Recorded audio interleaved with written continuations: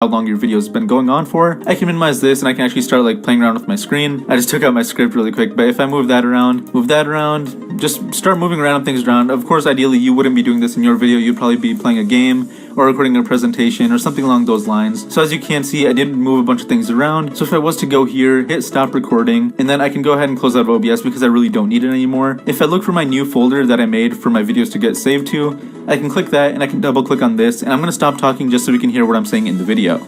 And once that changes from start recording to stop recording, you will see like a recording timer right here, which is going to be recording like how long your video has been going on for.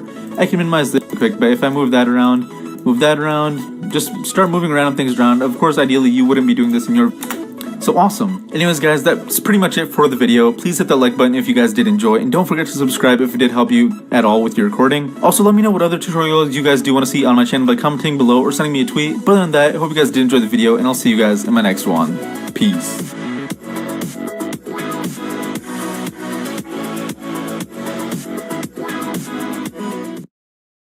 Hey guys, welcome back. It's Low for Low Nose, and today I'm going to help you wrap your head around OBS Studio so you can start creating your own videos. Up next.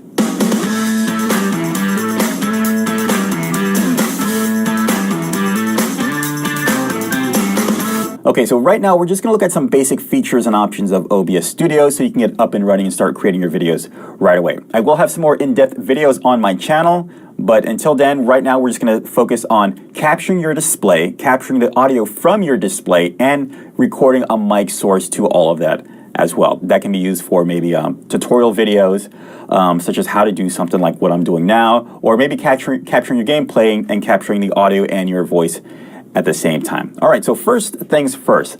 Go ahead, go to obsproject.com so you can download OBS Studio. I would prefer get the 64-bit version. I mean, most of us have 64-bit operating systems, so go ahead and start with that. And then once you're finished done installing OBS, you'll start off here. Now, when you start off, your theme will most likely look like this, white. But me personally, I just prefer the dark looking theme.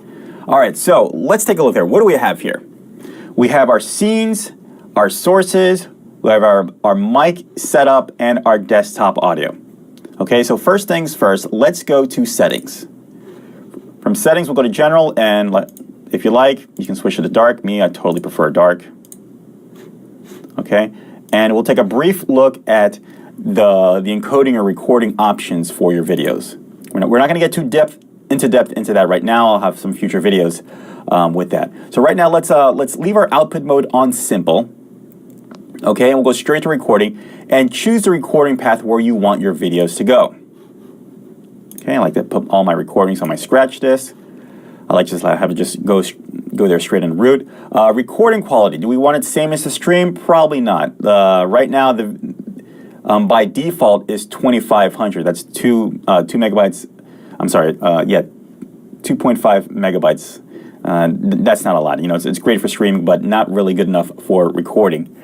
So what do we want to do? Okay, so you have three options: high quality, indistinguishable quality, and lossless quality. Let's go ahead and pick indistinguishable quality. The high quality, it's not really high quality. I've checked all of these options. I've already gone through all the paces, even when I was learning myself. And the lossless quality, I'm going to jump forward a second. The lossless quality, well, yes, it is true. It has a large file size.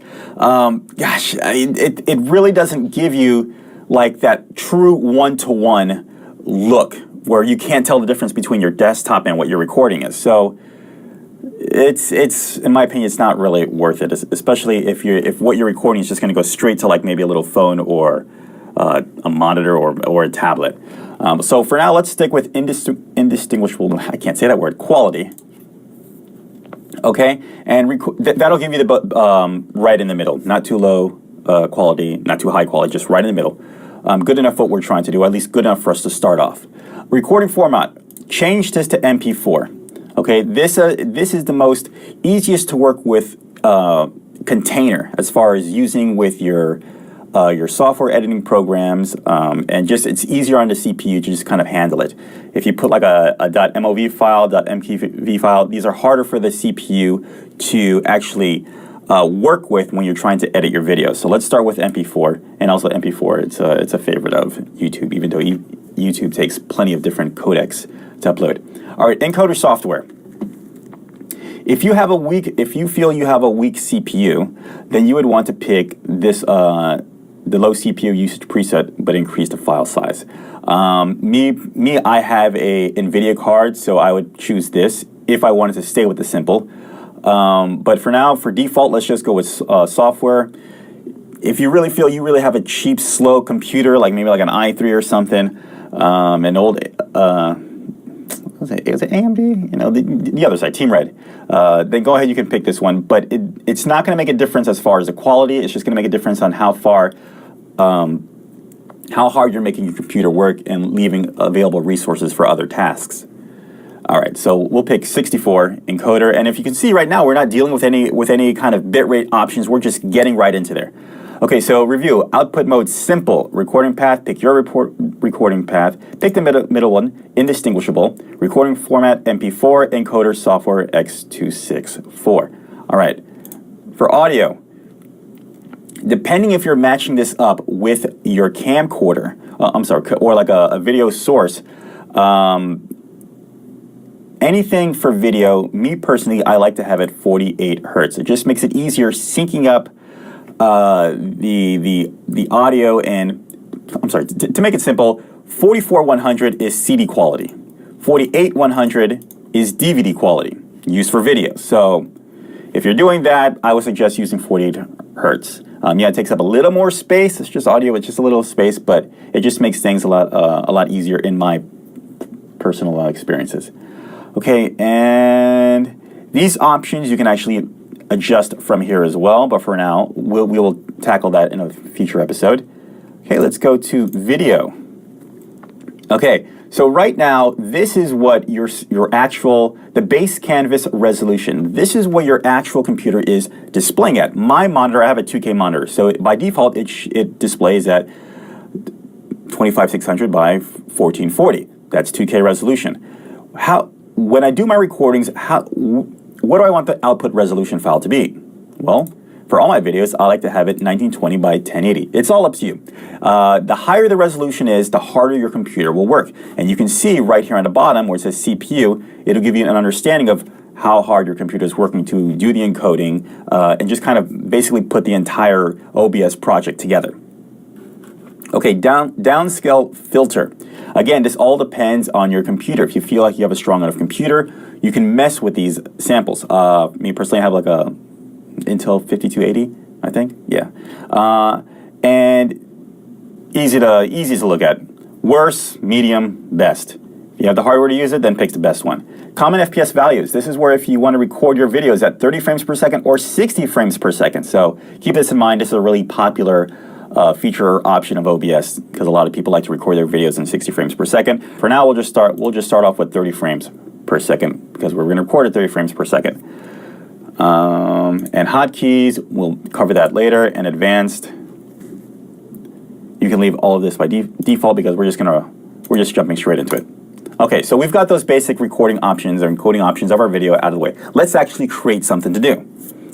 Okay, so think of a scene as a house, and everything that we put in that house will encompass our scene, whether our scene has multiple different cameras or different rooms.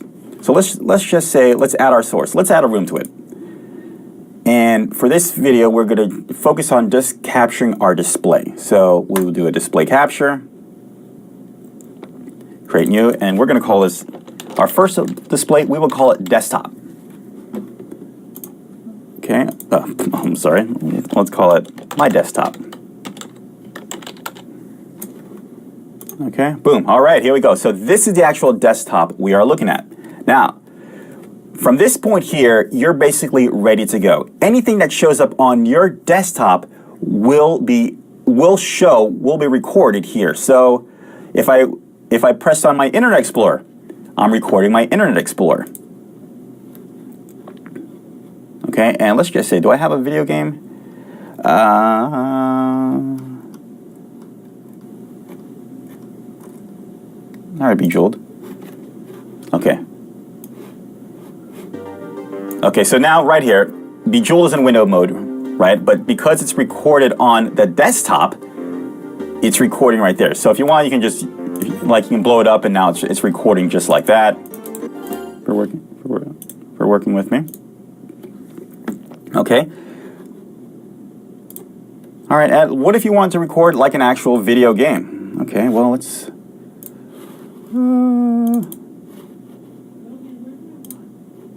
I'm going to start up my game right now. We're going to load up some Office Freakout.